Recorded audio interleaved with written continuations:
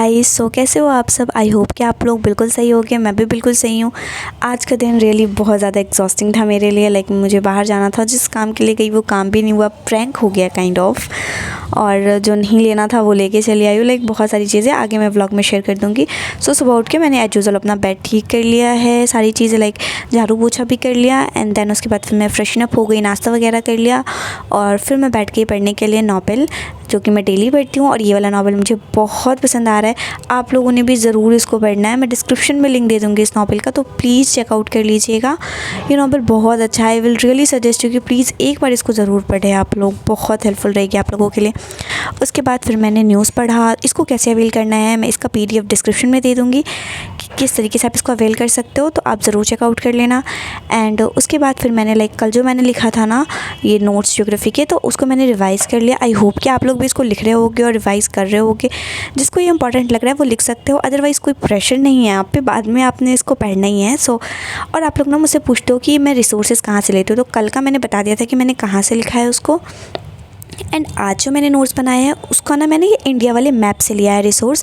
So India का map जो है ना उसमें माउंटेन्स लिखे हुए थे, तो मैंने उन्हीं माउंटेन्स को आज अपने कॉपी पे लिखा है। एंड एक चीज़ मैं क्लियर कर दूं कि मैंने वॉल पे जो मैप लगाया ना वो इंडिया का और वर्ल्ड का फिजिकल मैप है, वर्ल्ड का पॉलिटिकल मैप भी है और बिहार का पॉलिटिकल मैप है। और भी मैप्स मुझे लगाने थे, बट क्योंकि वॉल पे अभी जगह नहीं है तो इसी वजह से मैंने नहीं लगाया है। अगर आप लोग मैप लेने का सोच रहे हो ना, तो आई विल सजेस्ट यू कि आप ना लेमिनेटेड वाला मैप लेना, वो बहुत लॉन्ग टाइम तक चलेगा भी आपका और बहुत यूज़फुल भी रहेगा। सो अगर आपको मैप चाहिए तो मैं डिस्क्रिप्शन में लिंक दे दूँगी, आप चेकआउट कर लेना। आपको भी ईजी हो जाएगा, आराम से आप बस एक क्लिक से बाय कर सकते हो। मैंने देख रखा है, विश लिस्ट में है मेरे ऑलरेडी। अगर मैंने रूम चेंज वगैरह किया या फिर इस रूम को मैंने अगर सिंगल ले लिया तो फिर मैं वो मैप लगाऊंगी, तो मैं आप लोगों के साथ शेयर करूँगी। एंड यहाँ मैंने दिखा दिया एक क्लिप में, आई होप कि आप लोग को दिख रहा होगा। आप वीडियो पॉज करके इसको लिख सकते हो। टोटल 23 थे माउंटेन्स। सो ये सारे माउंटेन्स इंपॉर्टेंट है, आप किसी आंसर में इसको देख सकते हो। आप मैप पे प्रैक्टिस करो तो ज़्यादा बेटर रहेगा। मेरे पास अभी मैप नहीं था, दैट्स वाई मैंने नहीं मैप पे प्रैक्टिस किया, बट मैं ज़रूर एक बार करूँगी इसको प्रैक्टिस। फिर इतना हो जाने के बाद मैंने एक वीडियो शूट करना था मुझे। मैंने टॉपिक ऑलरेडी थोड़ा बहुत बैकअप में था मेरे कि मुझे किस टॉपिक पे वीडियो बनाना है, तो मैंने उसी पे थोड़ा बहुत रिसर्च किया। मैं कुछ भी तो नहीं बता सकती हूँ ना, यूट्यूब इतने बड़ा प्लेटफॉर्म है तो यहाँ पे तो थोड़ी बहुत रिसर्च करनी पड़ती है। मैं स्क्रिप्ट नहीं लिखती हूँ पूरा, बट ओवरऑल मुझे वीडियो में क्या मेन टॉपिक होगा और उसके रिगार्डिंग क्या क्या बोलना है ये सब मैं लिख लेती हूँ। So almost half an hour इसमें मेरा लग जाता है। सो इतना करने के बाद फिर मैं बैठ के NCERT पढ़ने के लिए, इसका 4 चैप्टर ही आज भी बचा हुआ था पढ़ने के लिए। 26 मैंने अभी पढ़ा है इसका, तो 26 चैप्टर छोटा ही था, 3-4 पेज का ये चैप्टर था और उतना ज़्यादा कुछ खास इसमें इन्फॉर्मेशन था नहीं। एक रीडिंग के लिए सही है, बट नोट्स वगैरह आई डोंट थिंक कि इसकी बनाने ज़रूरत होंगी।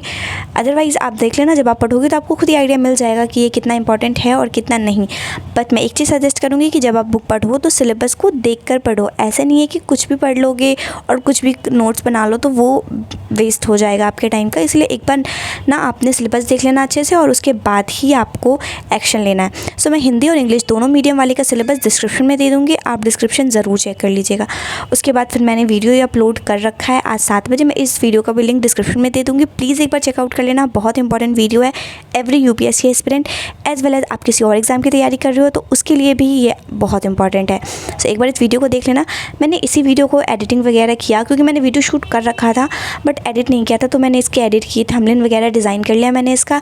एंड देन मैंने इसको अपलोडिंग पे लगा दिया था उसी टाइमर सेट करके। और उसके बाद फिर मैंने खाना पीना खाया और मुझे बाहर जाना था, तो उसके लिए मैंने अपना ड्रेस आयरन कर लिया।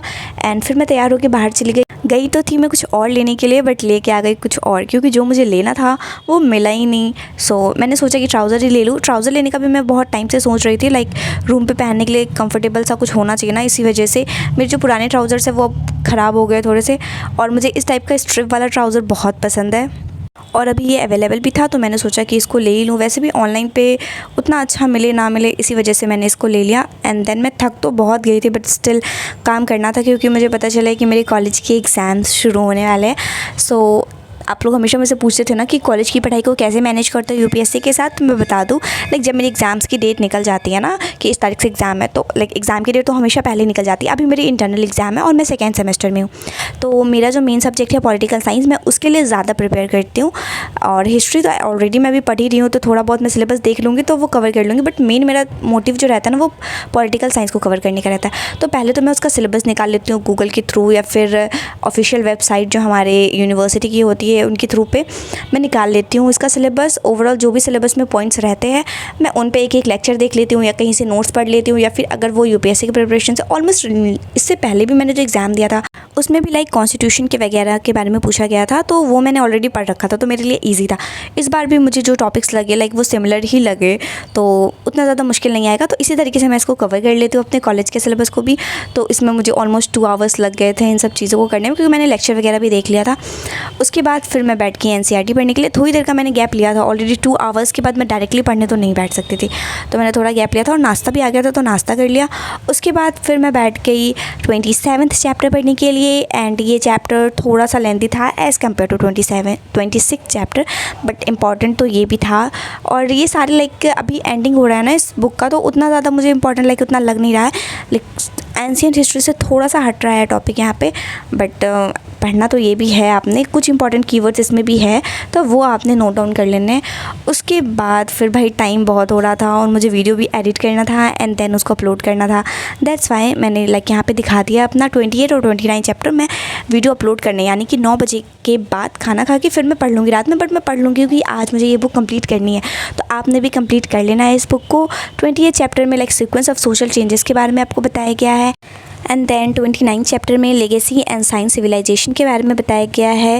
लाइक रिलीजन उस टाइम पे जो था, वर्ना सिस्टम आपको लाइक इससे पहले भी 2-3 चैप्टर्स में देखने को मिलेगा, ये बहुत इंपॉर्टेंट है यूपीएससी पॉइंट ऑफ व्यू से। उसके बाद फिर फिलोसफिकल सिस्टम्स आपको पढ़ना है, क्राफ्ट एंड टेक्नोलॉजी उस टाइम के एस्पेक्ट में बताया गया है। फिर पॉलिटी क्या थी उस टाइम पे, साइंस एंड मैथमेटिक्स कितना डेवलप हुआ था, इन सब चीज़ों के बारे में बताया गया है इस चैप्टर में। सो ओवरऑल इतना करने के बाद हमारी ये बुक कंप्लीट हो जाएगी।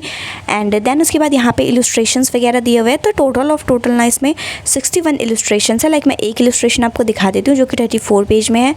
तो लाइक एक पिक्चर वगैरह के थ्रू आपको कुछ बताया गया है, ये पैलियोलिथिक टूल्स के बारे में। इसी तरीके से और भी टोटल 61 इलस्ट्रेशंस हमारे इस चैप्टर बुक में दिए हुए हैं।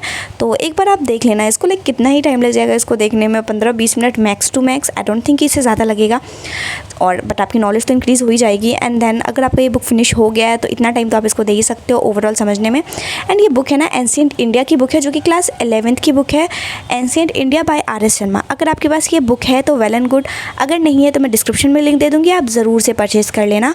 So that's it for today's video. I hope कि ये वीडियो आपके लिए हेल्पफुल रहा होगा। अगर ऐसा है तो प्लीज़ मेरे वीडियो को लाइक कर दीजिएगा और ऐसे इन्फॉर्मेटिव वीडियोज़ के लिए मेरे चैनल को सब्सक्राइब ज़रूर कर लीजिएगा। ओके, बाय बाय, फिर मिलेंगे नेक्स्ट वीडियो में।